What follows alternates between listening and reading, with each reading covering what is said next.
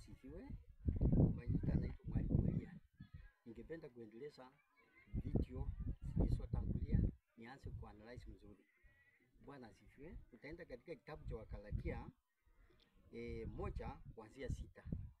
Inasema, na sitajabu kwa sababu mnamwacha upesi yeye aliyewaita katika neema ya Kristo na kugeuka injili ya namna nyingine. Si nyingine, lakini wapo watu wataabishao na kutaka kugeuza injili ya Kristo. Wako watu wanataabisha watu na kutaka kugeuza injili ya Kristo. Ndio maana katika vitu ya kwanza nilisema Mungu hataki sadaka, Yesu hataki sadaka. Hiyo vitu wenye watu wanaongea kwa TV kila mahali wanahubiri sadaka, wanahubiri Agano la Kale. Lakini Agano Jipya hakuna mahali penye Yesu aliitisha sadaka. Tuende kitabu cha Yesu mwenyewe anasema nini katika Mathayo 23 kuanzia kwenyewe. Kisha Yesu akawaambia mkutano wa wanafunzi wake akasema, waandishi na Mafarisayo wameketi katika kiti cha Musa. Kuketi katika kiti cha Musa wana masharti ya Musa. Basi yoyote watakayowaambia muyashike na kuyatenda, maana hunena lakini hawatendi. Hao wanafunga misiko misito na kutwika watu mapekani mwao. Misiko gani yenye mtu wa Mungu anaweza fungia wewe? Nikwambie leo toa 10%, toa sadaka, toa vitu vingine yenye Yesu hakufanya. 10% ilikuwa wakati ya Musa. Yesu hakupewa 10%, mitume hawakupewa 10%, mitume hawakukaa kwa kanisa. Mlingoja wakufe ndio mwasa kuitisha 10%.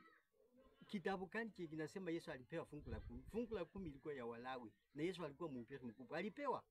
Tunapoendelea hapo chini nasema nini?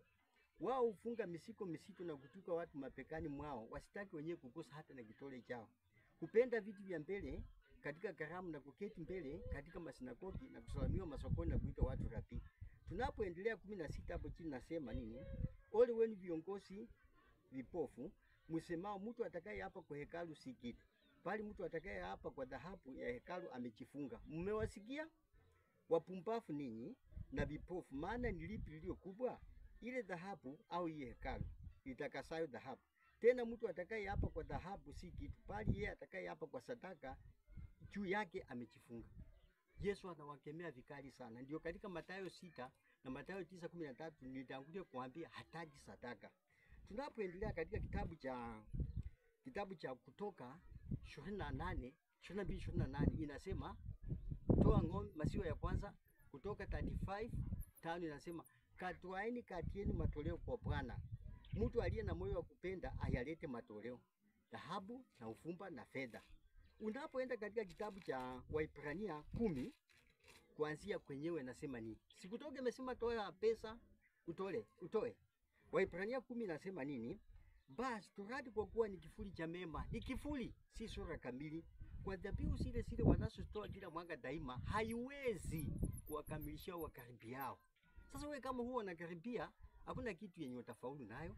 Ni ile tu unachangia hiyo kitabu cha Agano la Kale. Na Agano la Kale si mbaya, isipokuwa imepitwa na wakati. Saa hii tuko digital. Huwezi ambia mtu kutoka hapo ende mpaka mbali upeleke report. Unapiga simu.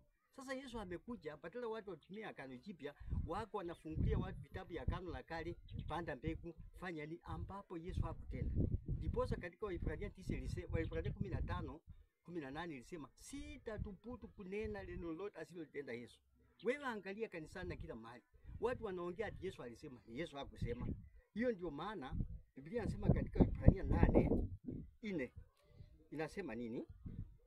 Maana kama angelikuwa ya inji, juu ya inji asingekuwa kuhani, maana wako watoavyo sadaka kama yagisavyo sheria. Sheria ni ya Musa. Watumikiao kifuli na mambo ya mbinguni. Sasa wewe utajisikiaje kutumia kifuli ya mambo ya mbinguni? Unamalizia katika jina la Yesu, umeanzia kwa Musa. Ndio maana vitu yenye nilianzia iko watu wa Musa na watu wa Yesu. Sasa watu wa Yesu muamke chini. Watu wa Musa wananyanyasa watu wakitumia jina la Yesu ambapo si hivyo. Mtu athibitishe katika maandiko Yesu alipewa. Thibitisha kama maandiko Yesu alichukua. Mnachukua vitu ya watu mnanyanyasa watu. Mtu anakaa kwa landi, ana watoto 10. Unaenda kumsomea kitabu cha kusema amemfungia nyumba, atipanda mbegu, toa mbegu, sijui fanya nini.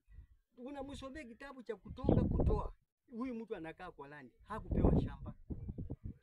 Napoendelea na Biblia nasema nini? Wanatumia mfano na kifuli cha mambo ya mbinguni. Tunapoendelea na hiyo Biblia hapo chini nasema nini? Angalia siku zinakuja asema Bwana, nitaitimizia nyumba ya Israeli Agano Jipya halitakuwa kama lile la kwanza. Tukisonga hapo chini 13 yenyewe nasema kwa kule kusema Agano Jipya amelifanya la kwanza kuwa kuukuu. Sasa wao kichukua kitu kilicho kuukuu kisomea watu ndio teke pesa wa kutumia kwa sababu ilikuwa Mungu alisema. Mungu alisema nakaa kwa landi na watoto 10. Haoni mimi nakaa kwa landi siwai ni mama hidi. Alafu mwisho mwako naliwekea mahindi gunia moja. Wamaanisha nini? Soma Biblia yenye iko current. Hiyo kumbusha tu watu, lakini kusomea watu kwa njia kulaghai watu. Napoendelea na kitabu cha cha Wakorintho wa pili 12 kuanzia 14 inasema nini? Tazama, hii ni mara ya 3 mimi tayari kuja kwenu, wala sitawalemea vile watumishi wengine wanapolemea mtu. Mtu ni mchane, unamlemea na unamsomea maandiko yaliyopitwa na wakati ya kuchangia. Sitawalemea, maana sivitafuti vitu vyenu na watafuta ninyi. Maana haipasi mtoto kuweka akiba kwa wazazi, bali wazazi kwa watoto. Je, kadri ninavyo kuwapenda sana napungukiwa? Lakini na iwe hivyo, mimi si kuwalemea, bali kwa kuwa mwerevu niliwapata kwa hila. Je, mtu yote niliyomtuma kwenu kwa mtu yote aliwatosa kitu? Nilimuona Tito nikamtuma ndugu yule pamoja naye. Je, Tito aliwatosa kitu? Watu wenye mnatuma wakubwa, watu wenye mnatuma kwa ground wanaenda kujinufaisha kwa vitu ya watu. Yesu hakukaa kwa kanisa, Petro hakukaa kwa kanisa. Mlingoje wakufe ndio muende kukaa kwa kanisa mseme leta tukule. Mnashurutisha wamama kuja kuwafulia, kuja kufanyia kitu kwa visingisio kwamba Yesu alisema. Tunapoendelea na Biblia, ya Waefeso, napoendelea pia kitabu cha Waefeso, tutasoma Waefeso 2:19 inasema nini? Waefeso 2:19 inasema nini? Waefeso 2:19 mpaka 22 inasema, na ubora wa ukuu wake, uwezo wake ndani. Waefeso 10 tutasoma tena. 19 inasema, tutasoma 14. Basi tangu sasa ninyi si wakeni wala wapitaji, bali ninyi ni wenyeji bora watakatifu, watu wa nyumbani kwake Mungu. Mmejengwa kwa misingi ya mitume na manabii. Mmejengwa kwa misingi ya mitume na manabii.